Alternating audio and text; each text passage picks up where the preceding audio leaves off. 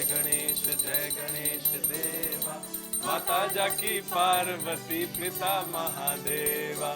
जय गणेश जय गणेश जय गणेश देवा। माता जाकी पार्वती पिता महादेवा। बेटा जाके सबको प्रसाद पाए।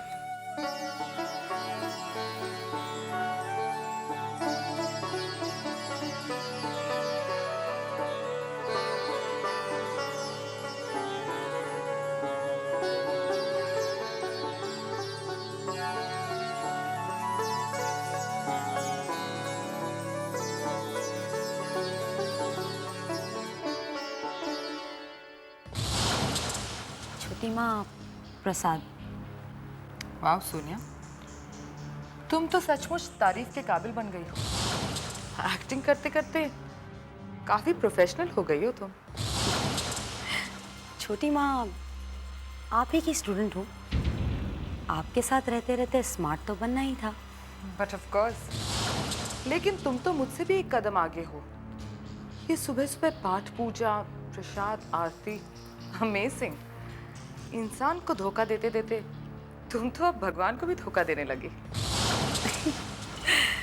छोटी माँ, जब भगवान को कोई प्रॉब्लम नहीं है तो आपको क्या? आप प्रसाद लीजिए ना, लीजिए लीजिए।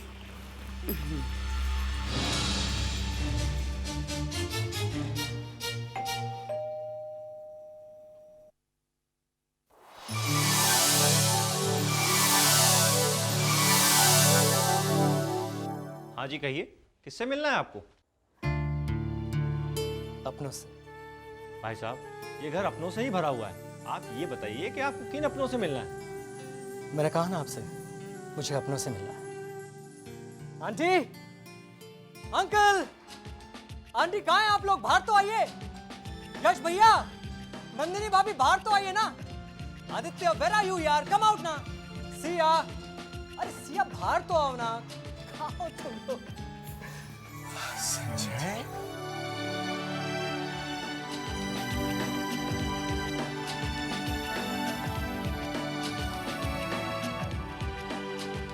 संजय तुम? हाँ मैं, ये सब बैग में वापस आ गया। नमस्ते uncle. Bye love you aunty. जीते रहो बेटा। बेटे कैसा रहा गल्फ में? अंकल, इंडिया से अच्छी जगह और कोई नहीं हो सकती। यहाँ अगर आदमी 2 रुपए कमाता है तो वहाँ का 2000 रुपए से भी ज्यादा सुकून मिलता है। वतन की मिट्टी मुझे वापस खींच लाई। लेकिन संजय तुम कब आए? अरे अभी अभी फ्लाइट ने लैंड किया, टैक्सी पकड़ी और यहाँ चलाया। as simple as that। सब खैरियत तो है ना बेटे?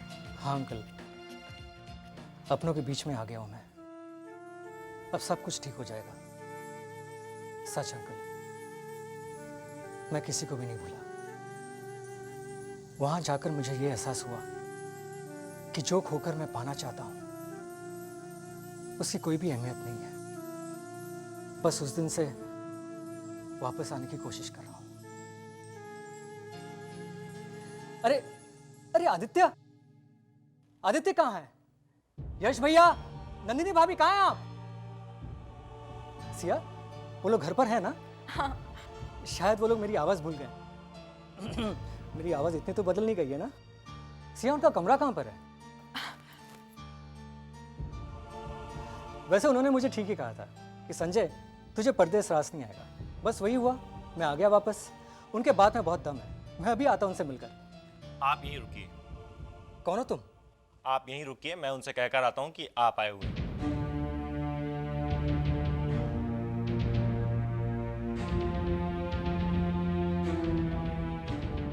साहब ने कहा है वो अभी व्यस्त हैं, वो आपसे बाद में मिलेंगे।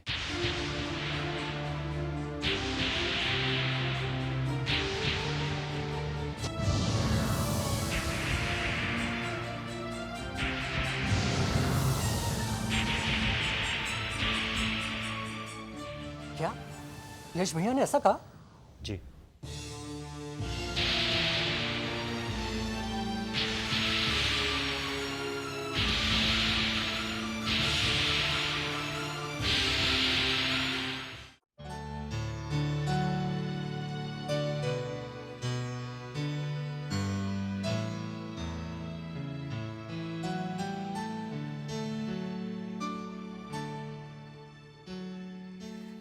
सुनिए, आपने वो तय देखा, वो मिला, वो क्या कहते हैं उससे, हाँ हेयर डायल, वो बाल सुखाने वाला। नहीं तो क्यों, क्या बात है? ओफो, वो मुझे तय मिल ही नहीं रहा है। अब मैं अपने बालों तो स्टाइल कैसे तलूंगी? हाँ शायद वो ड्रेसिंग टेबल पे डॉल में होता, मैं देखती हूँ।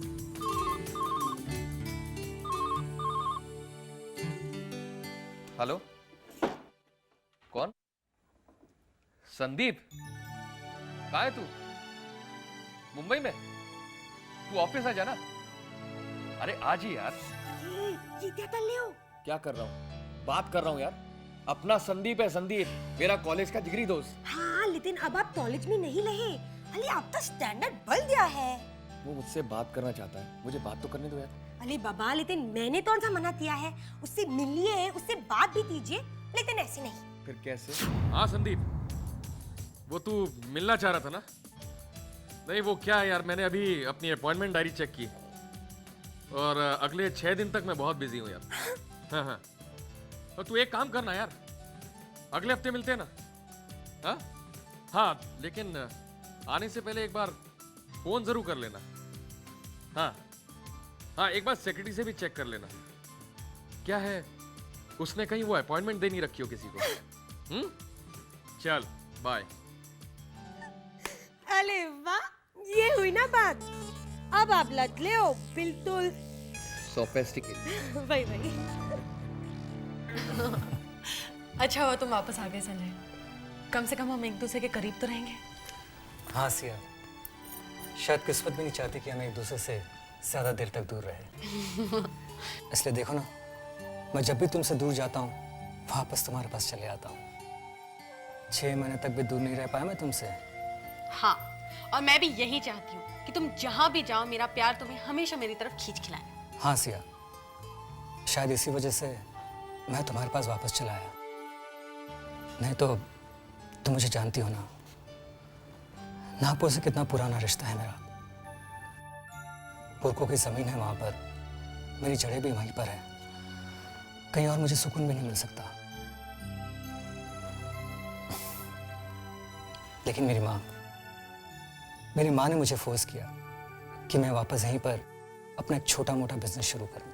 आंटी जी बिल्कुल ठीक कह रही है, तुम्हें उनकी बात मान लेनी चाहिए। लेकिन सिया, नागपुर के अलावा मेरा दिल और कहीं लग ही नहीं सकता। संजय लेकिन मैं तो यहाँ हूँ ना। हाँ सिया, इसलिए तो मैं भी वापस आया हूँ तुमसे मिलने के लिए। तो बस यही सेटल हो जाओ ना। अब देखो, आंटी जी भी यही चाहती, मैं भी यही चाहती, तो फिर प्रॉब्लम क्या है? चलो देखते हैं। अच्छा छोड़ो इन बातों को, इतने दिनों बाद मिले हैं और पता नहीं क्या क्या बातें लेकर बैठ गए। एक बात कहूं सिया, इतने दिन कैसे काटे मेरे बगैर? मेरी याद नहीं आई? याद तो आई थी।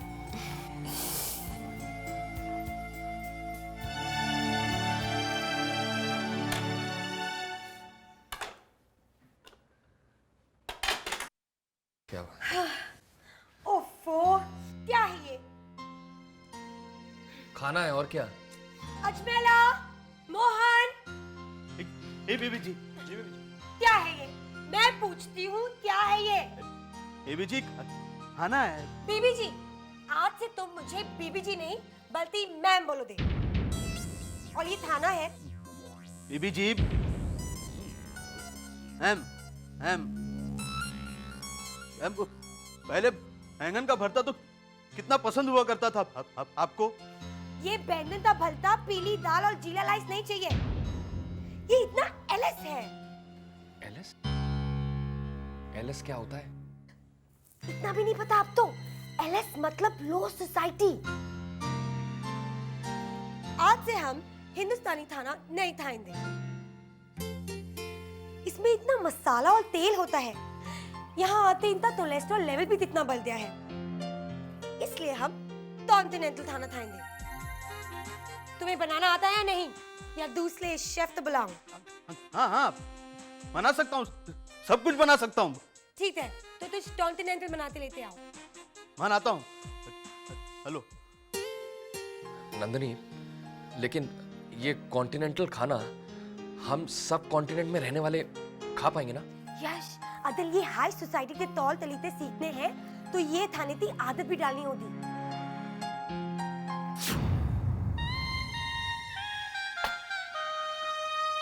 भुट्टा खाने में खाता है कोई? ये कॉन्टिनेंटल फूड है सर, इसे कॉर्न ऑन द कॉब कहते हैं।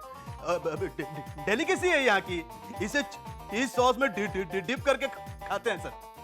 हाँ हाँ, पता है हमें। कुछ और नहीं बनाया?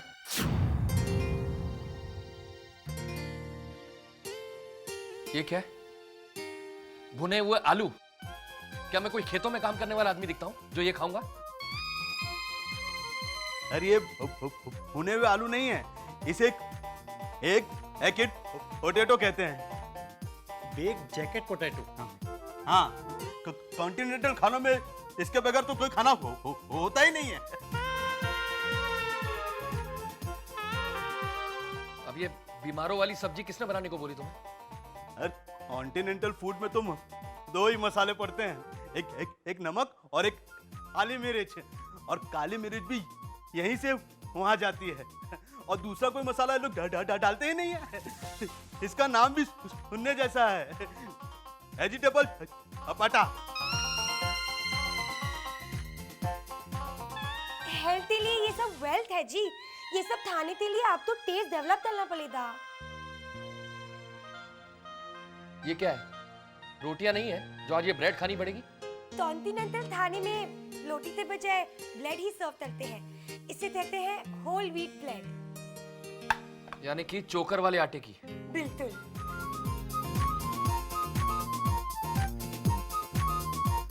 इसे तुम कहती है एचएस खाना?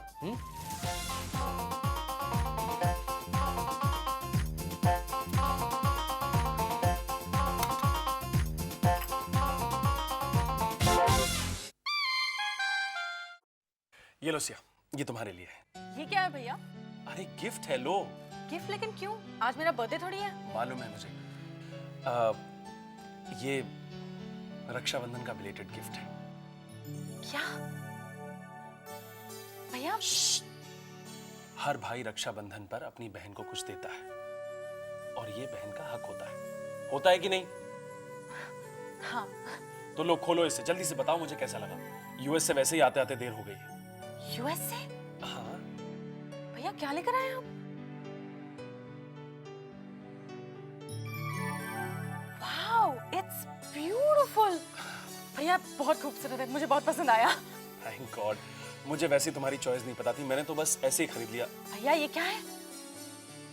$1500? Oh god, Are you crazy? I am really sorry. जल्दीबाजी में मैं प्राइस टैग निकालना ही भूल गया। मेरा भी दिमाग। और ये क्या है? Made in India? What? भैया? मैं भी ना यूएस जाकर मैंने मेड इन इंडिया चीज खरीदी। मुझे पहले पता होता मैंने यहाँ से खरीद के तुम्हें गिफ्ट कर दी होती। एटलीस्ट रक्षाबंधन पर तुम्हें मिल तो जाती ना।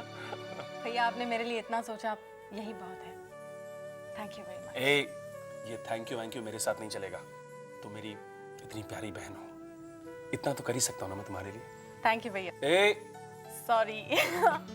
भैया ये गिफ्ट हमेशा मेरे लिए स्पेशली रहेगी। और इससे कहीं ज्यादा, बहुत ज्यादा तुम मेरे लिए स्पेशल हो। सीरियसली मैंने कभी नहीं सोचा था मुझे इतना सब कुछ मिल जाएगा। बस अब तो सिर्फ एक ख्वाहिश बाकी है। जानती हो भैया, देखना बहुत जल्दी आपकी एक ख्वाहिश भी पूरी हो जाएगी। I am very sure.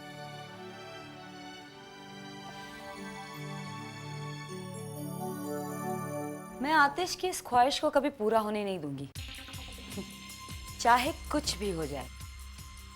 बेचारा आतिश, कितनी उम्मीदें हैं उसको तुमसे, क्योंकि आजकल एक आदर्शवादी पत्नी जो बनी हुई हो तुम। छोटी माँ, मुझे अच्छी बीवी बनने में कोई प्रॉब्लम नहीं है। इनफैक्ट मैं तो अपना ये नया रोल एंजॉय करने लगी हूँ। आपको पता है आतिश इतनी अटेंशन देता है मुझे कितना प्यार करता है, मेरी कितनी परवाह करता है। सब ठीक है। सोनिया, कहीं तुम्हें सचमुच आतिश से प्यार तो नहीं हो क्या?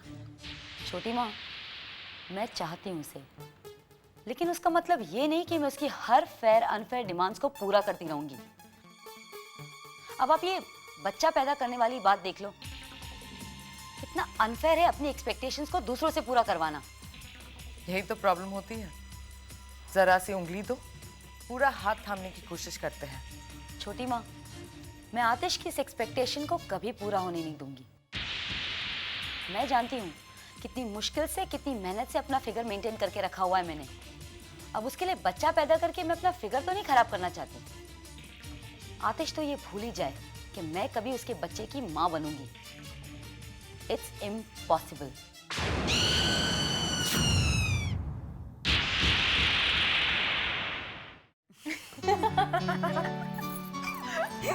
भाभी, पता है नागपुर के घर में हम लोग हर शाम को एक साथ बैठते थे, ढेर सारी बातें करते थे, कितना मजा आता था पता है।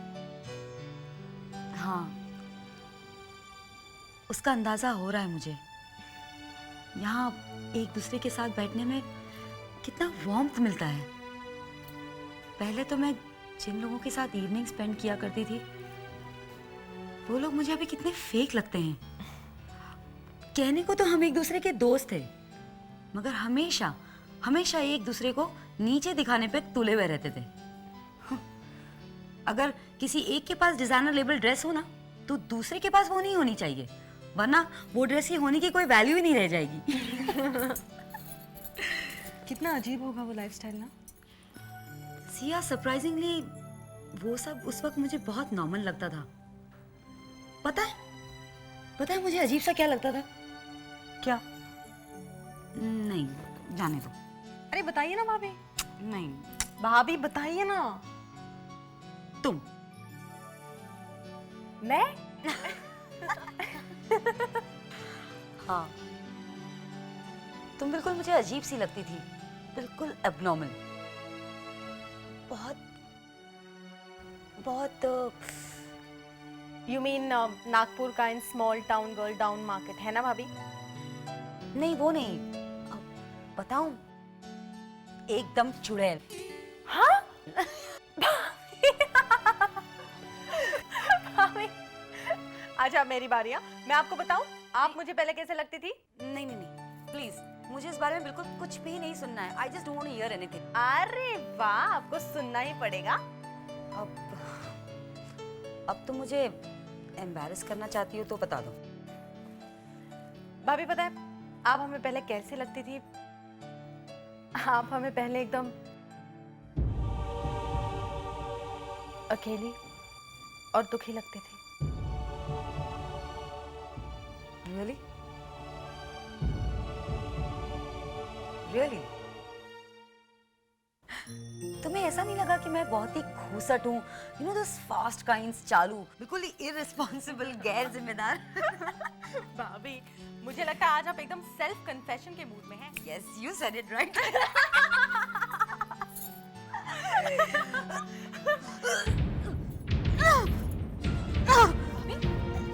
भाभी क्या हुआ भाभी? आप ठीक हो? भाभी मुझे बहुत घबराहट हो रही है। घबराहट हो रही है? मामा, मामा, जल्दी आइए। भाभी, are you okay? क्या हुआ सिया? क्या बात है? मामा पता नहीं भाभी को क्या हुआ। क्या हुआ बेटे? माँ, बिल्कुल वॉमिटिंग सी लग रही है। सिया, कुछ समझी? जा आतिश को बुला के ला। भाभी